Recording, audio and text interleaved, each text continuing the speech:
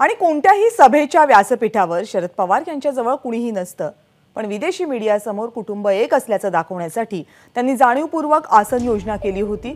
या अजित पवारांनी केलेल्या टीकेला रोहित पवार यांनी उत्तर दिलं। लोक भावनिक कसं करतात बघा। आता मी इथं बसलोय, सुनेत्रा उमेदवार म्हणून तिथं बसली, बाकीचे सगळे स्टेजवर बसलेत, अतिशय गर्दी झालेली आहे। अमेरिकेचा टाइम्सचा कोणतरी पत्रकार आलेले होते, मीडिया मोठा होता, नेमके पवार साहेब तिथं वर बसलेले, पायापाशी सुप्रिया बसलेली, ह्या बाजूला रोहित आणि इथं युगेंद्र, अख्खं कुटुंब जवळ घेऊन बसले होते। बाबूराव तुम्ही इथं आहात, प्रकाशराव तुम्ही इथं आहात, कधी एकदा तरी एवढ्या सभा झाल्या असं जवळपास कोणी बसलो होतं का? मीडियाला अमेरिकेमध्ये देखील ते जावं की बघा कुटुंब कसं एक आहे।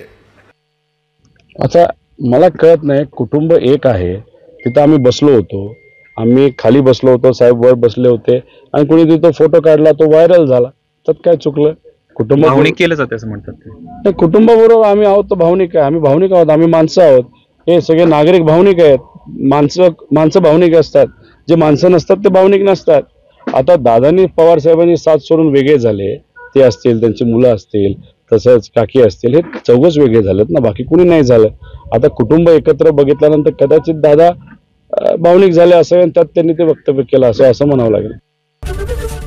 एबीपी माझा, उघडा डोळे बघा नीट।